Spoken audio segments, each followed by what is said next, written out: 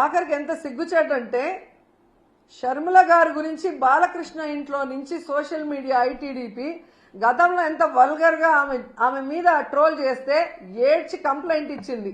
అలాంటి వాళ్ళకి ఈరోజు సపోర్ట్ చేస్తూ జగన్ గారు భారతి మేడం క్షమాపణ చెప్పాలి అంటే ఈ రాష్ట్ర ప్రజలు ముక్కున వేలేసుకున్నారు.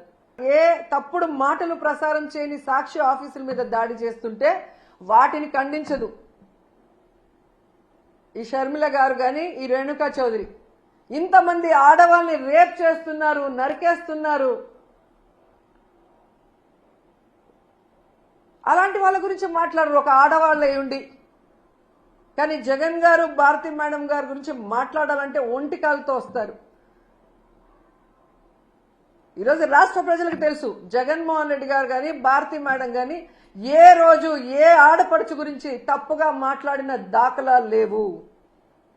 జగన్ గారైతే ప్రతి ఆడపడుచుని ఒక తల్లిలాగా, ఒక అక్కలాగా, ఒక చెల్లిలాగా ఎంత అభిమానంగా భావించి వారికి మంచి చేయాలన్న ఆలోచనతోనే మహిళలకి గౌరవాన్ని పెంచే విధంగా, వాళ్ళు ఆర్థికంగా ఎదిగే విధంగా, రాజకీయంగా ఎదిగే విధంగా 5 సంవత్సరాల కాలంలో ఆయన పరిపాలించి సంక్షేమాన్ని అందించారో ప్రతి ఒక్కరికి తెలుసు.